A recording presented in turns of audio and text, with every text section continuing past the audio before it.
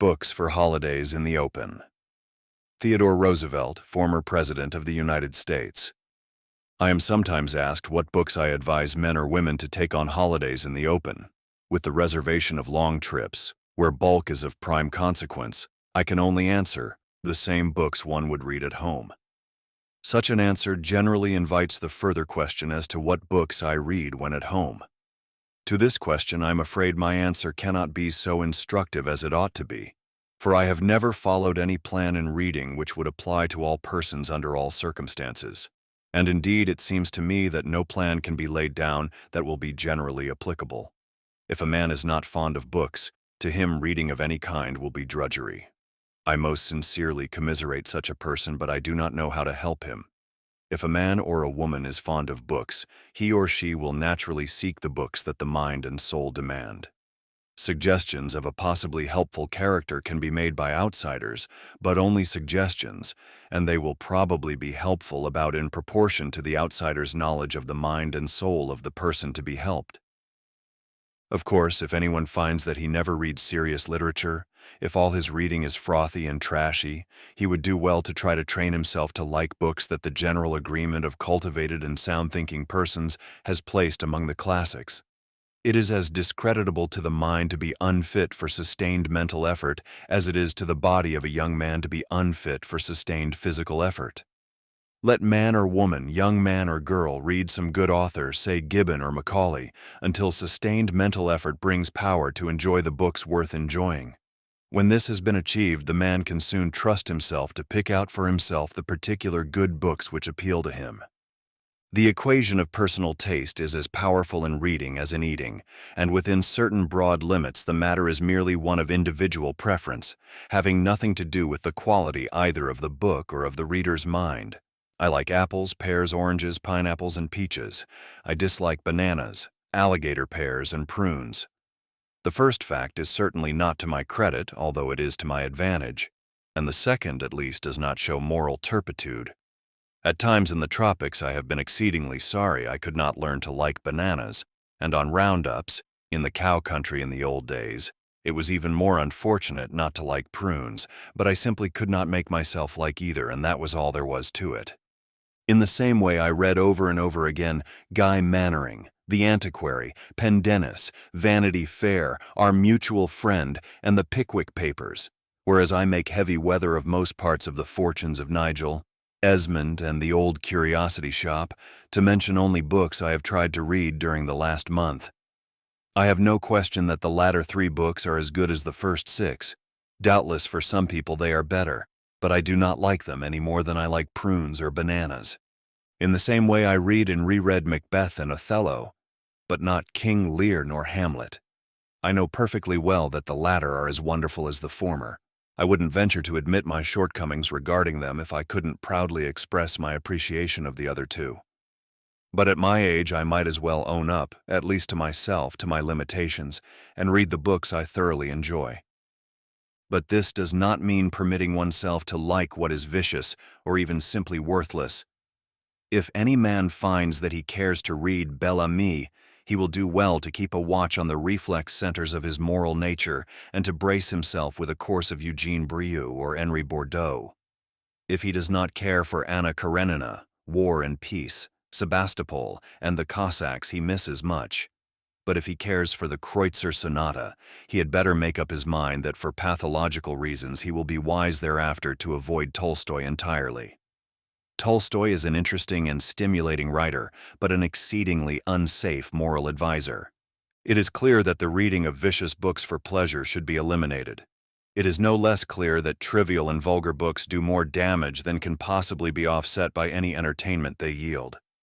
There remain enormous masses of books, of which no one man can read more than a limited number, and among which each reader should choose those which meet his own particular needs. There is no such thing as a list of the 100 best books or the best 5-foot library. Dozens of series of excellent books, 100 to each series, can be named, all of reasonably equal merit, and each better for many readers than any of the others. And probably not more than half a dozen books would appear in all these lists. As for a 5-foot library, scores can readily be devised, each of which at some given time for some given man, under certain conditions, will be best.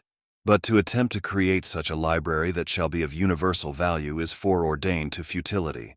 Within broad limits, therefore, the reader's personal and individual taste must be the guiding factor. I like hunting books and books of exploration and adventure. I do not ask anyone else to like them. I distinctly do not hold my own preferences as anything whatever but individual preferences, and this chapter is to be accepted as confessional rather than didactic. With this understanding, I admit a liking for novels where something happens. And even among these novels, I can neither explain nor justify why I like some and do not like others. Why, among the novels of Sienkiewicz, I cannot stand Quo Vadis, and never tire of With Fire and Sword, Pan Michael, The Deluge, and The Knights of the Cross. Of course, I know that the best critics scorn the demand among novel readers for the happy ending. Now, in really great books, in an epic like Milton's, in dramas like those of Aeschylus and Sophocles, I am entirely willing to accept and even demand tragedy, and also in some poetry that cannot be called great, but not in good readable novels, of sufficient length to enable me to get interested in the hero and heroine. There is enough of horror and grimness and sordid squalor in real life with which an active man has to grapple, and when I turn to the world of literature, of books considered as books and not as instruments of my profession, I do not care to study suffering unless for some sufficient purpose. It is only a very exceptional novel which I will read if he does not marry her, and even in exceptional novels I much prefer this consummation. I am not defending my attitude, I am merely stating it. Therefore it would be quite useless for me to try to explain why I read certain books. As to how and when, my answers must be only less vague. I almost always read a good deal in the evening, and if the rest of the evening is occupied, I can at least get half an hour before going to bed. But all kinds of odd moments turn up during even a busy day, in which it is possible to enjoy a book. And then there are rainy afternoons in the country in autumn, and stormy days in winter, when one's work outdoors is finished and after wet clothes have been changed for dry, the rocking chair in front of the open wood fire simply demands an accompanying book. Railway and steamboat journeys were, of course, predestined through the ages as aids to the enjoyment of reading. I have always taken books with me when on hunting and exploring trips. In such cases, the literature should be reasonably heavy in order that it may last. You can under these conditions read Herbert Spencer, for example, or the writings of Turgot, or a German study of the Mongols, or even a German edition of Aristophanes, with erudite explanations of the jokes, as you never would if surrounded by less formidable authors in your own library. And when you do reach the journey's end, you grasp with eager appetite at old magazines, or at the lightest of literature. Then, if one is worried by all kinds of men and events, during critical periods in administrative office or at national conventions, or during congressional investigations, or in hard-fought political campaigns, it is the greatest relief and unalloyed delight to take up some really good, some really enthralling book, Tacitus, Thucydides, Herodotus, Polybius, or Goethe, Keats, Gray, or Lowell, and lose all memory of everything grimy and of the baseness that must be parried or conquered. Like everyone else, I'm apt to read in streaks. If I get interested in any subject, I read different books connected with it, and probably also read books on subjects suggested by it. Having read Carlyle's Frederick the Great, with its splendid description of the battles and of the unyielding courage and thrifty resourcefulness of the iron-tempered king, and with its screaming deification of able brutality in the name of morality, and its practice of the suppression and falsification of the truth under the pretense of preaching veracity, I turned to Macaulay's essay on this subject and found that the historian whom it has been the fashion of the intellectuals to patronize or deride showed a much sounder philosophy and an infinitely greater appreciation of and devotion to truth than was shown by the loquacious apostle of the doctrine of reticence. Then I took up Waddington's Guerre de Sept Ans. Then I read all I could about Gustavus Adolphus, and gradually dropping everything but the military side, I got hold of quaint little old histories of Eugene of Savoy and Turenne. In similar fashion, my study of and delight in Mahan sent me further afield to read queer old volumes about de Ruyter and the daring warrior merchants of the Hansa, and to study, as well as I could, the feats of Suffren and Tegethoff. I did not need to study Farragut. Mahaffy's book started me to reread, in translation, alas, the post-Athenian Greek authors. After Ferrero, I did the same thing as regards the Latin authors, and then industriously read all kinds of modern writers on the same period, finishing with Oman's capital essay on 7 Roman statesmen. Gilbert Murray brought me back from Greek history to Greek literature, and thence by a natural suggestion to parts of the Old Testament, to the Nibelungenlied, to the Roland Lay and the Chanson de Geste, to Beowulf, and finally to the great Japanese hero tale, the story of the 49 Ronins. I read Burroughs too often to have him suggest anything save himself, but I am exceedingly glad that Charles Sheldon has arisen to show what a hunter-naturalist, who adds the ability of the writer to the ability of the trained observer and outdoor adventurer, can do for our last great wilderness, Alaska. From Sheldon I turned to Stuart Edward White and then began to wander afar, with Herbert Ward's Voice from the Congo, and Mary Kingsley's writings, and Hudson's El Ombu, and Cunningham Graham's sketches of South America. A rereading of The Federalist led me to Burke, to Trevelyan's History of Fox and of Our Own Revolution, to Lecky, and finally by way of Malthus and Adam Smith and Lord Acton and Bagehot to my own contemporaries, to Ross and George Alger. Even in pure literature having nothing to do with history, philosophy, sociology, or economy, one book will often suggest another, so that one finds one has unconsciously followed a regular course of reading. Once I traveled steadily from Montaigne through Addison, Swift, Steele, Lamb, Irving, and Lowell to Crothers and Kenneth Graham, and if it be objected that some of these could not have suggested the others, I can only answer that they did suggest them. I suppose that everyone passes through periods during which he reads no poetry, and some people, of whom I am one, also pass through periods during which they voraciously devour poets of widely different kinds. Now it will be Horace and Pope, now Schiller, Scott, Longfellow, Kerner, now Bret Harte or Kipling, now Shelley or Herrick or Tennyson, now Poe and Coleridge, and again Emerson or Browning or Whitman. Sometimes one wishes to read for the sake of contrast. To me, Owen Wister is the writer I wish when I am hungry with the memories of lonely mountains, of vast sunny plains with seas of wind-rippled grass, of springing wild creatures, and lithe, sun-tanned men who ride with utter ease on ungroomed, half-broken horses. But when I lived much in cow camps, I often carried a volume of Swinburne as a kind of antiseptic to alkali dust, tepid, muddy water, frying-pan bread, sow-belly bacon, and the too infrequent washing of sweat-drenched clothing. Fathers and mothers who are wise can train their children first to practice, and soon to like, the sustained mental application necessary to enjoy good books.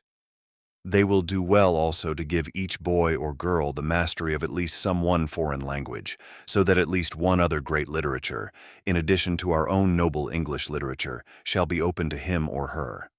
Modern languages are taught so easily and readily that whoever really desires to learn one of them can soon achieve sufficient command of it to read ordinary books with reasonable ease. And then it is a mere matter of practice for anyone to become able thoroughly to enjoy the beauty and wisdom which knowledge of the new tongue brings. Now and then one's soul thirsts for laughter. I cannot imagine anyone's taking a course in humorous writers, but just as little can I sympathize with the man who does not enjoy them at times. From Sidney Smith to John Fonix and Artemus Ward, and from these to Stephen Leacock. Mark Twain at his best stands a little apart, almost as much so as Joel Chandler Harris. Oliver Wendell Holmes, of course, is the laughing philosopher, the humorist at his very highest, even if we use the word humor only in its most modern and narrow sense. A man with a real fondness for books of various kinds will find that his varying moods determine which of these books he at the moment needs. On the afternoon when Stevenson represents the luxury of enjoyment, it may safely be assumed that Gibbon will not. The mood that is met by Napier's Peninsular War or Marbot's Memoirs will certainly not be met by Hawthorne or Jane Austen. Parkman's Montcalm and Wolfe, Motley's Histories of the Dutch Republic will hardly fill the soul on a day when one turns naturally to the Heimskringla, and there is a sense of disconnection if after the Heimskringla one takes up the Oxford Book of French Verse. Another matter which within certain rather wide limits each reader must settle for himself is the dividing line between 1. Not knowing anything about current books, and 2. swamping one's soul in the sea of vapidity which overwhelms him who reads only the last new books. To me, the heading employed by some reviewers when they speak of books of the week comprehensively damns both the books themselves and the reviewer who is willing to notice them. I would much rather see the heading Books of the Year Before Last. A book of the year before last which is still worth noticing would probably be worth reading, but one only entitled to be called a book of the week had better be tossed into the wastebasket at once. Still, there are plenty of new books which are not of permanent value, but which nevertheless are worth more or less careful reading, partly because it is well to know something of what especially interests the mass of our fellows, and partly because these books, although of ephemeral worth, may really set forth something genuine in a fashion which for the moment stirs the hearts of all of us. Books of more permanent value may, because of the very fact that they possess literary interest, also yield consolation of a non-literary kind. If any executive grows exasperated over the shortcomings of the legislative body with which he deals, let him study Macaulay's account of the way William was treated by his parliaments as soon as the latter found that, thanks to his efforts, they were no longer in immediate danger from foreign foes. It is illuminating. If any man feels too gloomy about the degeneracy of our people from the standards of their forefathers, let him read Martin Chuzzlewit. It will be consoling. If the attitude of this nation toward foreign affairs and military preparedness at the present day seems disheartening, a study of the first 15 years of the 19th century will at any rate give us whatever comfort we can extract from the fact that our great-grandfathers were no less foolish than we are. Nor need anyone confine himself solely to the affairs of the United States. If he becomes tempted to idealize the past, if sentimentalists seek to persuade him that the ages of faith, the 12th and 13th centuries, for instance, were better than our own, let him read any trustworthy book on the subject, Leah's History of the Inquisition, for instance, or Coulton's abridgment of Salimbene's memoirs. He will be undeceived and will be devoutly thankful that his lot has been cast in the present age, in spite of all its faults. It would be hopeless to try to enumerate all the books I read, or even all the kinds. The foregoing is a very imperfect answer to a question which admits of only such an answer.